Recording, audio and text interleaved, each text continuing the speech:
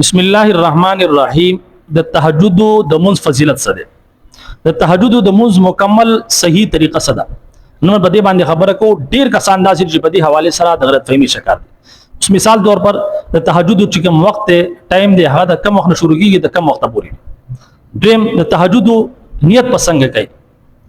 او دریم چې د تهجد رکعات به سو رکعات به کوي، 2 رکعات به کوي، سلور به کوي یا شپږ به کوي یا سو رکعات چې کوم د تهجد مو کولای شي. او دغه شانتي ډیر خلک په دې حواله سره د پوس کې چې آی د تهجد د منزل لپاره او د کېد شرط دي، یعنی یو کس تاسو چې هغه او د شوی نه دی د شپې لیکن د تهجد موز ادا کینو آی د موز بداشي یا د دې لپاره او د کېد شرط دي. دغه شانتي ډیر کسان دا تاسو کې چې یو کس داسي وي چې هغه د تهجد موز اراده وي لیکن د ویتر مخ ادا کی، یعنی د مسوتن د منزل سره د ویتر ادا کی، نو آی داغه نه بعد د تهجد موز ادا کولای شي یا نشي ادا کولای یا به د ویتر په اخر کې د تهجد د منزل لپاره ویتر په اخر کې کول ضروری دي یا مخ کې کول سره هم چې کوم د تهجد موز ادا کیږي. نو دا یو څو مسائل دي چې په دې حواله سره ډېر خلک د غلط فهمي شکار دي. اول خو ظاهره خبره ده چې تهجد د موز ډېر لوی فضیلت ده. په قران مجید کې ډېر شی آیتونه داسې موجود دي چې په هغه کې د قیام الليل ذکر دی، یعنی د شپې چې موز ده، د شپې چې موږ د قیام الليل هغه د تهجد موږ دي. په دغه حواله سره په قران مجید کې ډېر شي آیاتونه موجود دي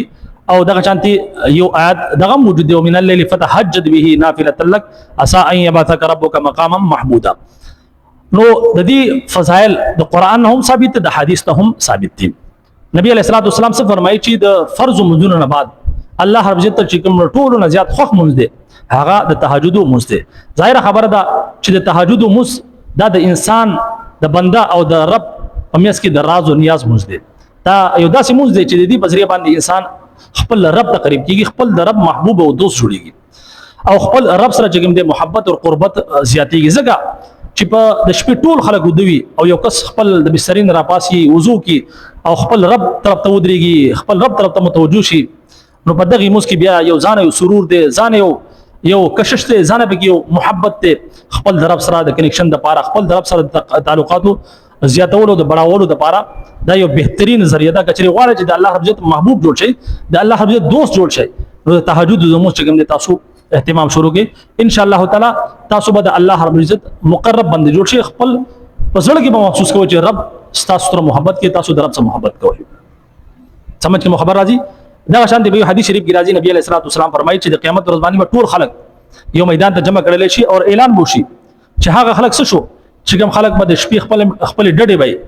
خپل د بسترونه جدا کولې، یعنی د شپې په پاسې د خپل بستر به پرې خولا او خپل رب طرف ته چې متوجي کی، خپل رب مخ ته ودرېد، یعنی تهجد موږ به کو. نو ډیر کم خلک برا پاسي هغه ته چې د حکم وشي تاسو ځای به حساب چې په جنت کې داخل شي او بیا د هغې نه بعد حساب کتاب کیږي. نو دغه شان دي نور هم ډیر شي فضایل په احادیثو کې موجود دي د تهجد د موږ په حواله سره.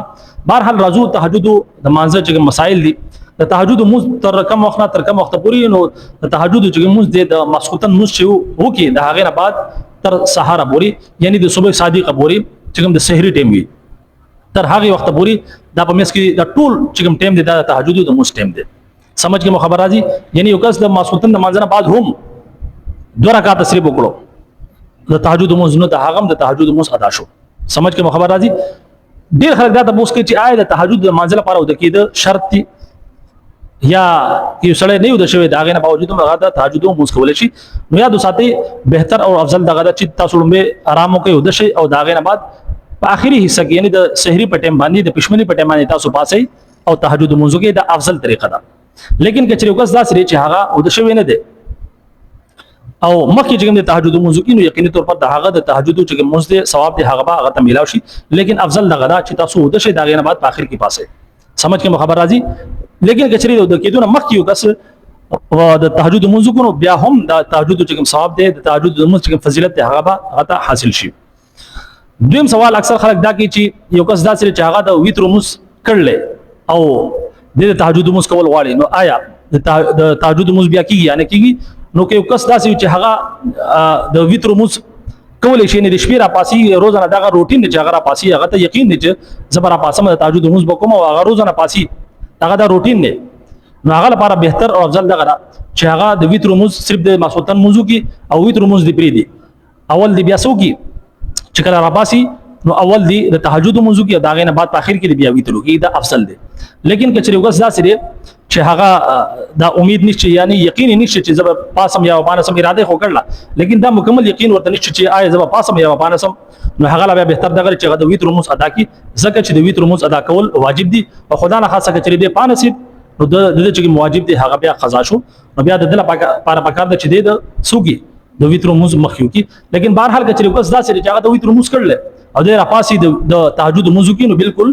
د ویتر نه بعد هم تاسو د تهجد موز ادا کولای شئ دغه شانتي ډیر کسان دا تاسو کې چې د تهجد د موز نیت پسند کوي نو تهجد موز چې دا نفل دی نو تاسو چې کله نیت کوئ نو د 2 رکعاتو نفل نیت پته لای رکعاتونه سودی ټوټل رکعاتونه 12 دي یعنی تاسو 2 رکعاتم کولای شئ تر 12 پورې لیکن افضل او بهتر دغه چې تاسو 8 رکعات ادا کوئ ځکه چې نبی علیہ الصلوۃ والسلام با اکثر جګم دي 8 رکعات د تهجد موز ادا کو نو بهرحال کچې کس صرف 2 رکعات هم د تهجد موز ادا کی یا 3 رکعات نو هم با دغه د تهجد موز ادا شي زیات نه زیات جګم دي 12 رکعات دي او کم نه کم 2 رکعات دي سمجھ کې خبر راځي لیکن افضل او بهتر 8 رکعات دي او دغه شانتي ډیر کسان دا تاسو کې چې تهجد په موز کې به کم صورت وای